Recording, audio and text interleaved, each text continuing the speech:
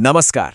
आज की इस चर्चा में हम एक ऐसी चीज देखने वाले हैं जो पहली नजर में बिल्कुल बचकानी लग सकती है, एक बच्चों की नॉनसेंस कविता। लेकिन रुकिए, इसके भोलेपन पर बिल्कुल मत जाइए। ये असल में कॉम्प्लेक्स ग्रामर और रीडिंग कॉम्प्रिहेंशन सिखाने का एक बेहद स्टेल्थी और जबरदस्त मास्टर क्लास है। आज हम यही समझेंगे कि कैसे नॉनसेंस यानी बिल्कुल बेतुकी बातें एक्चुअली भाषा की गहराइयों को समझने में एक सॉलिड फाउंडेशन का काम करती हैं। ओके, चलिए इसमें सीधे डाइव इन करते हैं। सोचिए, क्या ये पॉसिबल है कि एक गुलाब की महक दिखने में अजीब हो? A funny looking smell. सुनने में ही कितना अब्सर्ड लगता है ना। महक तो सूंघी जाती है, उसको देखा थोड़ी जाता है। लेकिन सच तो यह है कि यही अटपटापन और यही कंफ्यूजन हमारे आज के इस पूरे विश्लेषण की शुरुआत है। पहला भाग, meet the funny man, a master class in surrealism. आइए मिलते हैं इस फनी मैन से। जरा इसकी वेशभूषा तो देखिए। भाई साहब ने अपने सर पर एक जूता पहना हुआ है, और इससे भी ज्यादा ध्यान देने वाली बात यह है कि इसके पैरों में जूते नहीं बल्कि टोपियां हैं।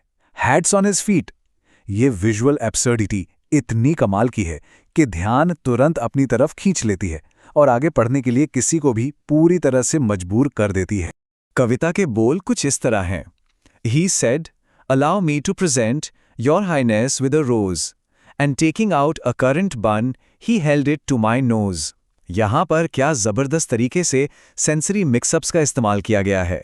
भाषा बेहद शालीन और पोलाइट यूज हो रही है, लेकिन जो आगे एक्शन हो रहा है वो बिल्कुल बेतुका और हास्यास्पद है।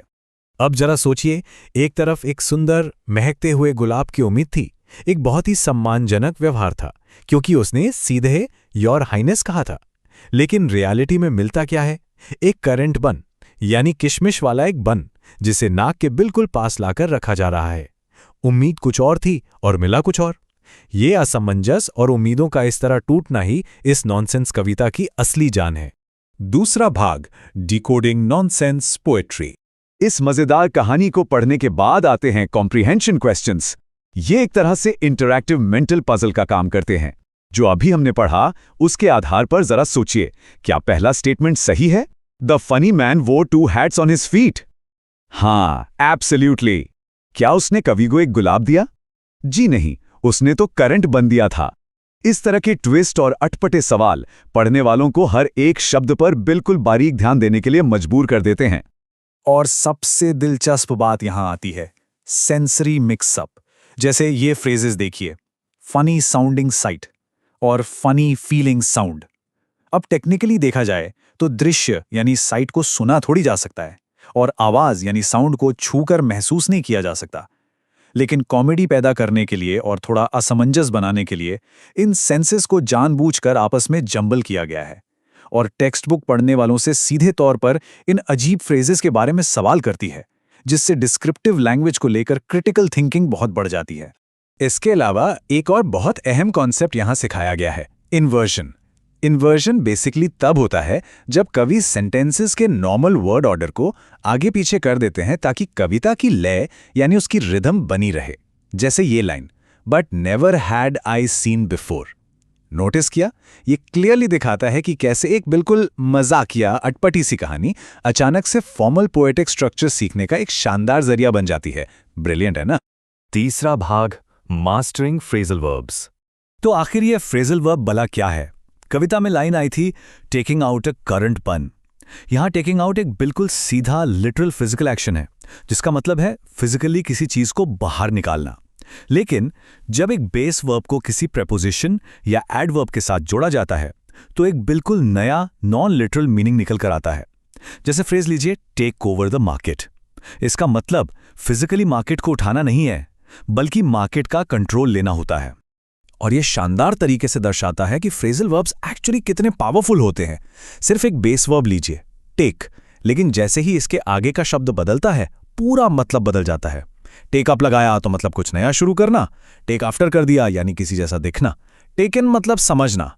एक अकेला शब्द कितना ज्यादा वर्सेटाइल हो सकता है, ये इन बेतुकी लाइनों के बीच सीखना वाकई हैरान कर देता है। चौथा और आखिरी भाग, पेसिंग एंड वर्ड प्ले। इस कविता में अलग अलग फिजिकल मूवमेंट्स का जिक्र किया गया है, जैसे स्टैगर्ड बैक और हॉप्ड होम। अब एक बड़ी दिलचस्प एक्सरसाइज आती है। अगर इन वर्ड्स को उनकी स्पीड या पेस के बढ़ते क्रम में लगाया जाए तो वो कैसा दिखेगा? सबसे पहले आएगा स्टैगर यानी लड़खड़ाना, जो सबसे धीमा होता है। फिर आएगा वॉक यानी आराम से चलना। उसके बाद हॉप यानी फुदकना, और आखिर में सबसे तेज रन यानी दौड़ना। एक सिंपल सी एक्सरसाइज, लेकिन नोटिस कीजिए कि ये भाषा के नुआंस और पेसिंग की समझ को कितना गहरा कर देती है।